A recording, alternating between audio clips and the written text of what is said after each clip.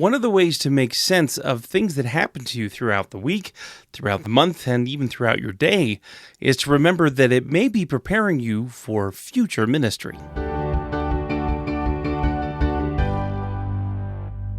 Hi, I'm Pastor Zach, and this is your Midweek Moment for January 15th, 2025. On this Wednesday morning, we want to look back at the week behind us and as well as some of the events that are coming up ahead, just so that you can be preparing either to attend or to be praying for these events that are happening inside the life of the church. First up, an update on Pastor Rob. He is doing just fine.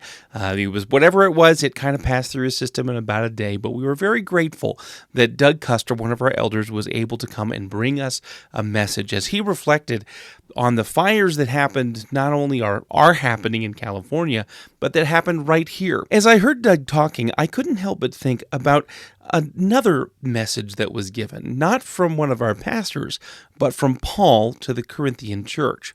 Let's take a look together at 2 Corinthians chapter 1, beginning in verse 3. Blessed be the God and Father of our Lord Jesus Christ, the Father of mercies and the God of all comfort. He comforts us in all our affliction, so that we may be able to comfort those who are in any kind of affliction through the comfort we ourselves receive from God. For just as the sufferings of Christ overflow to us, so also through Christ our comfort overflows. It's interesting to see how God prepares us for the ministry that He has for us in the future. I've heard it said many times, I'm sure you have as well, that in God's economy nothing is wasted.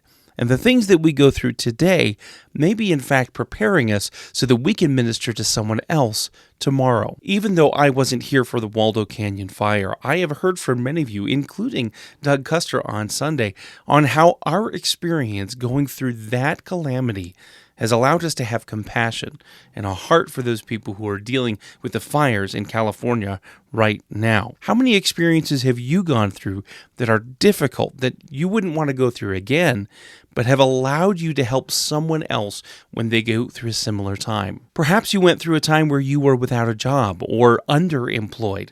Think of how you can come alongside many of the young people today who are experiencing those same frustrations. Maybe you've experienced loss, either of a parent or a spouse.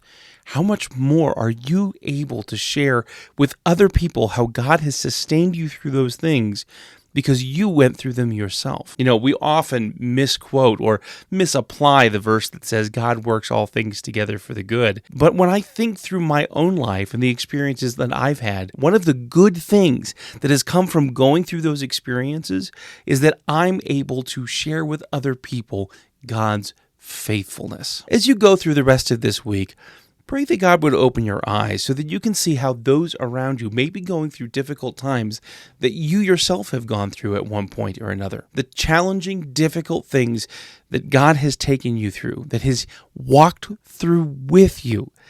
I almost guarantee that there is someone nearby who could really use your perspective and your prayers. Looking at the week ahead, we actually have a slightly lower announcement load both this last week and in these coming weeks, but there are two things I want to highlight that are happening this week before next Sunday. First of all, today is Wednesday, and tonight is a leadership meeting. If you're serving our church in any capacity, you are invited to this meeting. It'll be tonight at 6:30 in the Fireside Room right there on campus.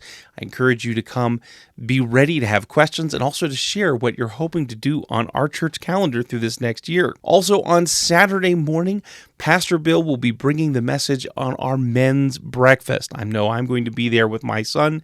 I'm looking forward to a time of food, fellowship, and a message from the Lord coming from our assistant pastor of youth and young adults. And one last thing, as part of Midweek Moment, we're going to start doing a giveaway each month. This month, I'm going to give a download code to one of my favorite new worship albums from Sovereign Grace Ministries. All you have to do is leave a comment on this video or on the Sunday before about one of the songs that we did in worship time. And that's it. I'll put everybody's entry into a random generator, and at the end of the month, I'll send that digital code out to whoever has asked for it. You can also find me on Sunday morning if you don't want to leave a comment on this video or on Sundays. But again, all you have to do is leave a comment about one of the songs that we sang on Sunday morning. Well, I look forward to seeing you on Sunday as we gather to worship at 10:15 at our campus on the corner of Fontanero and 30th Street, or right here online on our YouTube channel. I hope you have a great week. This has been Midweek Moment.